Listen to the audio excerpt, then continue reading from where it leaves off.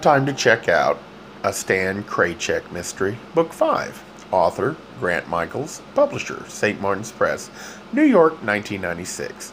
Narrator, Eric Aust. Chapter 21. The implied threat from Nancy Drew's phone never materialized. Perhaps it had been a bluff. Still, since I had the Alpha and it was lunchtime, I figured I'd eat somewhere out on that part of the island, just for a change from the relentless charm of Old Town. I continued along Roosevelt Boulevard and soon faced a stretch of fast food restaurants, representing almost every chain known to America. Having spent the recent days cloistered in the quaint corners of Key West, I'd neglected the other face of the island, the strip malls, and, according to one superstore's logo, the largest supermarket in Florida, if not the world. How had such incongruous structures been allowed on a finite place like Key West? Was it a metaphor for man's misuse of the earth, or just further proof that the human species was genetically encoded for one-stop shopping in air-conditioned comfort? I pulled into a burger emporium that advertised fresh salads and fish thing sandwiches. Myself, I yearned for a decent burger, like from a dead cow. It was early afternoon, and except for a few tourists, the restaurant was deserted. It was exactly the kind of safe haven an island resident might seek after a bitter fight with her husband, where she could lick her psychic wounds far from the ever-watchful neighbors in Old Town.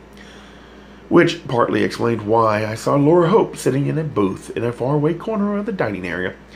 She had turned herself away from the other tables, but I still recognized her lustrous blonde hair.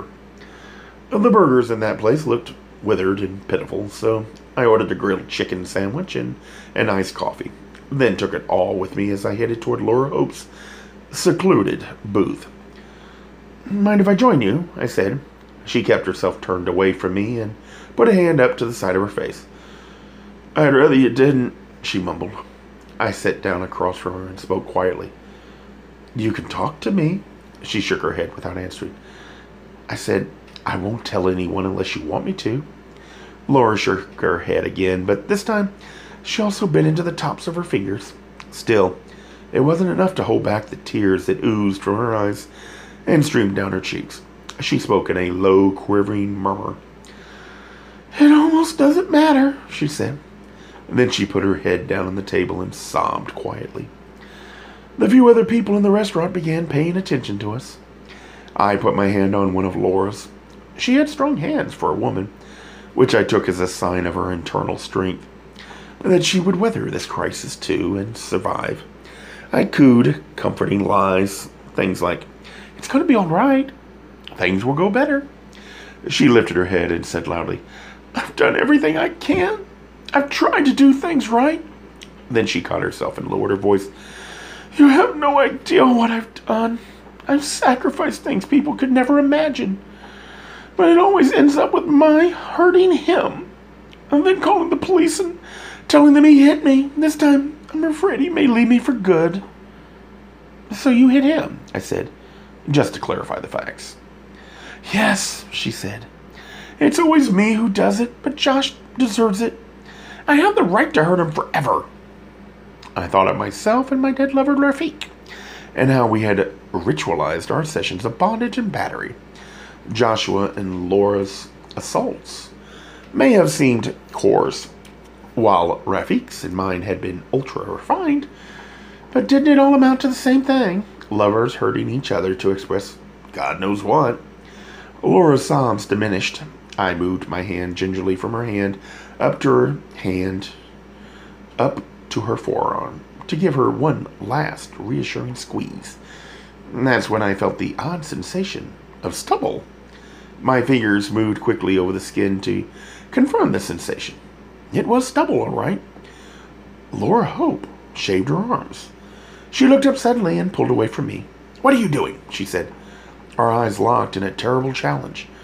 I felt a slight ringing in my ears, and my heart was pounding. Laura almost growled her next words. "Nobody knows," she said. "Joshua?" I said. "Of course he does." "Does anyone suspect?" I said. No, said Laura. Is it just... I faltered. Appearances? No, said Laura. So, I said with a cringe, the knife? Laura explained the facts as though she was sharing a household hint for stain removal. She had had a sex change 4 years ago, she said, just before we came to Key West together. I used to be Lars, now I'm Laura. I had a real moment of speechlessness. Laura said, do I disgust you? No, I said, but I don't understand it. It's simple, she said. Joshua couldn't face loving another man. But that's his problem. You didn't have to mutilate yourself. It's not mutilation, she said sharply. I did it for love. Laura then looked at me desperately. Haven't you ever loved someone? I'm afraid so, I said. Then you should understand. I could never do what you did. There was no choice, said Laura. It's what he wanted. Too bad you didn't meet someone willing to take you as you were. Yes, too bad, she said despondently. And what a regal set I gave up, too. The surgeon almost refused to operate, but love means sacrifice. And sacrifice means payback, I said. No guarantees, even if you had the surgery to secure Joshua's love.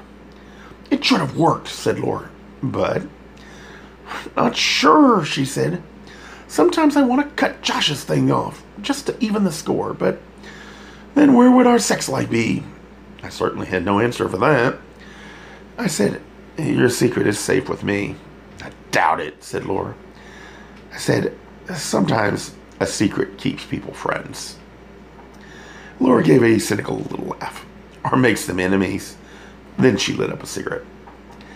I said, did you ask Joshua about Mindful Lotus? She glanced wearily around the restaurant, then said, no. I found out that Mindful Lotus owns all the property that was originally in Peter Willits' estate. Really? Said Laura. Who told you that? I don't recall, I said. I talked to so many people. Yes, she said, I know. But what you just said might explain the notice I received today. All future rent at the agency is payable to the ML group. But who are they? How did they manage that? I suspect they bought everything from Augustus's church.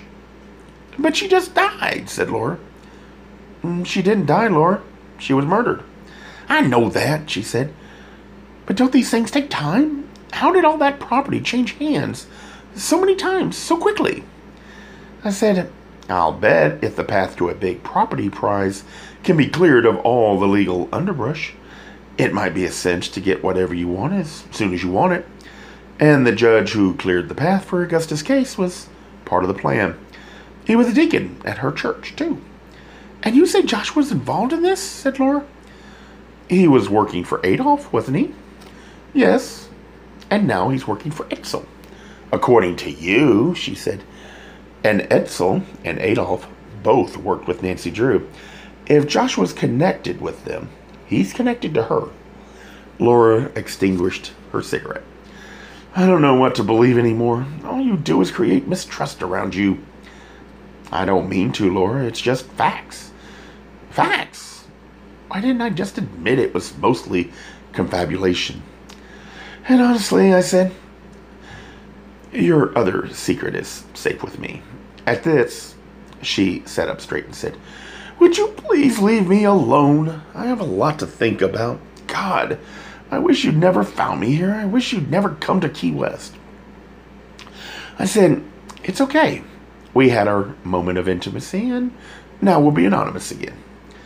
There's no way to undo any of this, she said wildly. I took my lunch back to the counter and had it wrapped to go. Maybe I'd feed the gulls later. The young woman eyed me suspiciously as she put it all in a bag. Then she told me to have a nice day. I felt as if I'd had a bad trick.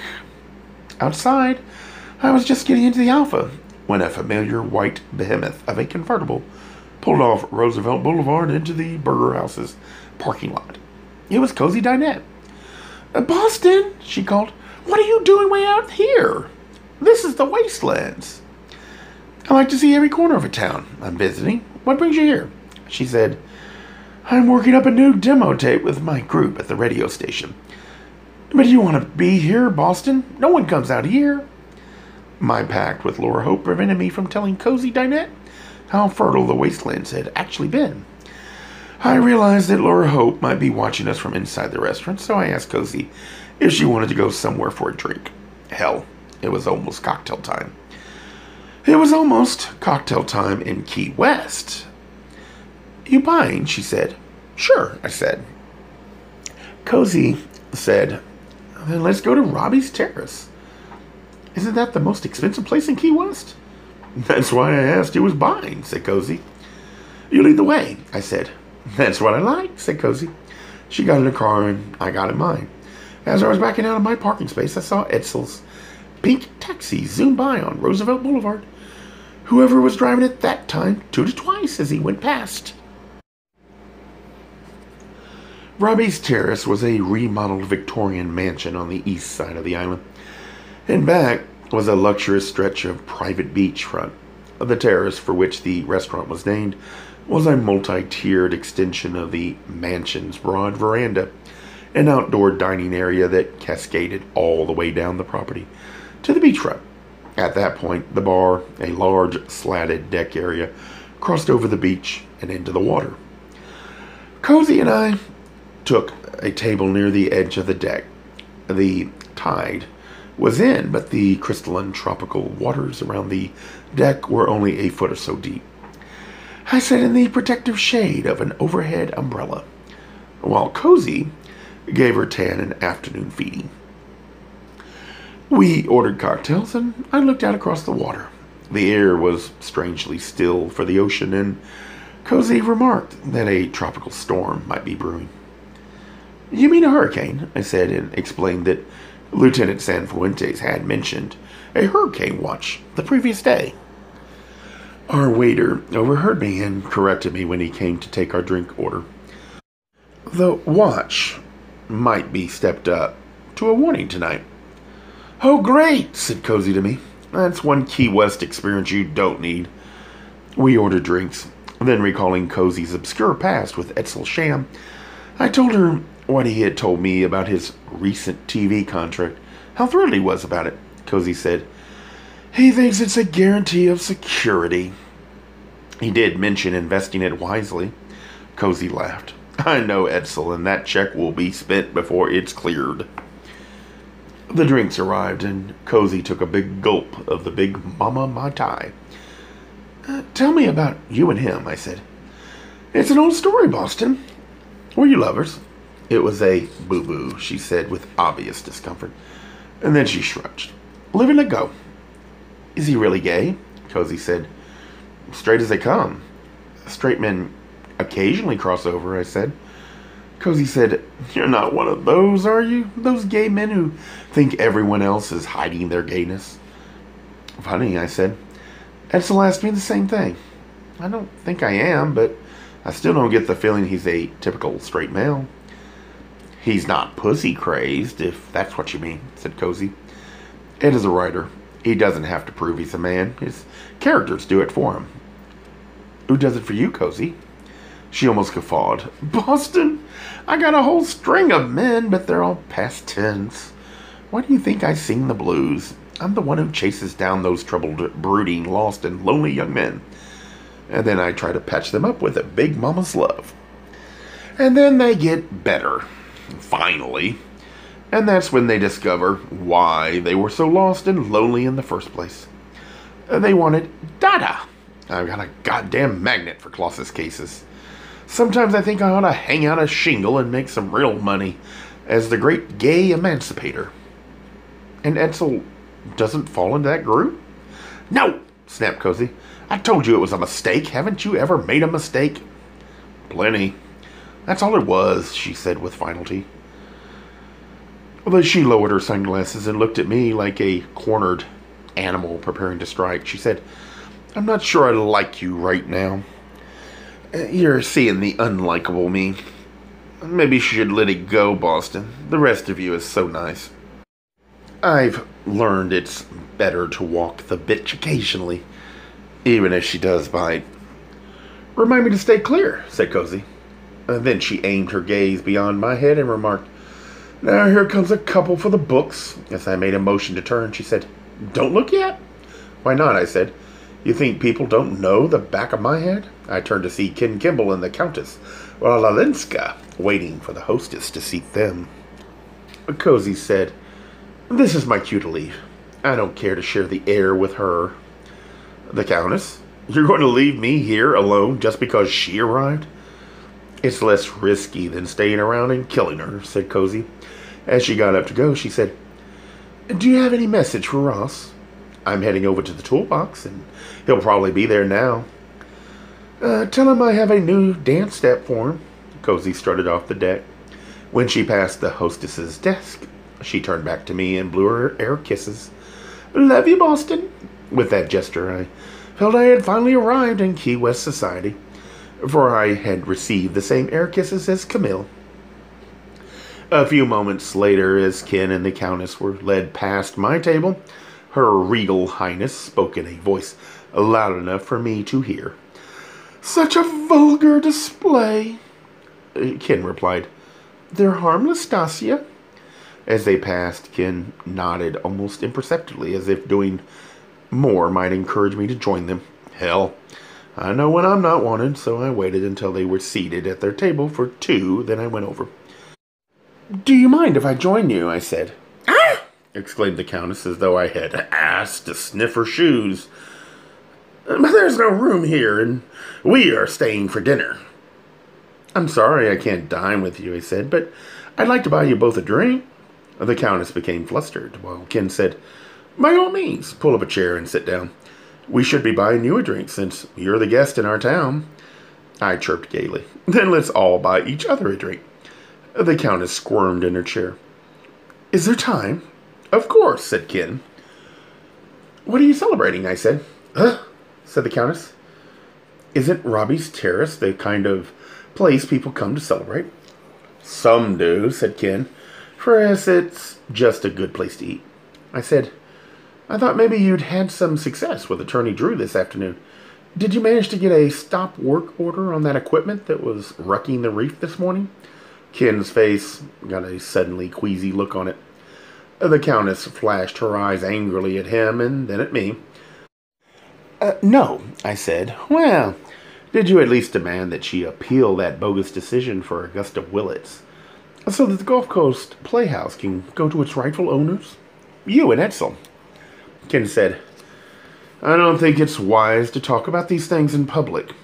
I asked the Countess, was there much damage to that tour boat? If the appeal goes through and you get the company back, you might have to fix it up yourself. The Countess turned to Ken with a desperate look. Please, Kenneth, she said, you must send him away. I cannot tolerate his presence. Ken said to me, This is very upsetting. Would you mind leaving us now? Instead, I asked the Countess what she knew about Mindful Lotus. She didn't answer. Big surprise. Then I asked her if she'd known Adolf Doberman before he came to Key West. She said, Where do you hear such things? In my imagination, I said. She bolstered herself up proudly in her chair and spoke as though making a pronouncement to the huddled masses. I will not discuss these matters with a commoner. Kenneth, do something. Ken said to me, If you won't leave, then I'm afraid we'll have to excuse ourselves. Stasia and I wanted a nice quiet evening, just the two of us. Maybe you should have stayed at home. I expected more of you, he said. I hoped you'd understand. Now I'm asking you, please, not to bother us anymore. Okay, you win, I said. But before I go, would you mind telling me one thing? If it gets you away from here any sooner, are you really trying to save the Gulf Coast Playhouse? Or is that just an act, a bad act, to conceal a project, to convert it to something else? I glanced toward the Countess and saw her warn him with her eyes. Danger, danger! A commoner is asking too many questions, Ken said to me. I want to say the Playhouse, period. Then why all this secrecy about it? I said. The Countess interrupted. Please, Kenneth, we must go inside. I feel a chill. Sure, doll. A chill at 92 degrees Fahrenheit. Ken said, There's nothing secret about anything I do. Enough, said the Countess. She rose from her seat and looked me square in the face. We will not acknowledge you in the future. Then she put out her arm for Ken to take, and the two of them went inside, leaving me to wonder how she had acquired her regal pretensions and why she had any hold over Ken Kimball. I paid the waiter for the cocktails Cozy and I had ordered. Back in the car, the cold leftover sandwich on the floor had little appeal, so I went in search of more modest viands for myself. Gay Mysteries audiobooks. I think it is easy to hate a label, but a face humanizes the word. So this effort is twofold: to offer comfort to those like myself that your world didn't end because you don't fit into the view of acceptable society on both sides, and in hopes of helping those with family that are LGBTQ, that it doesn't mean we are aliens from the child they once knew. Reassure them so they can maybe be supportive at the same time, being true to their values.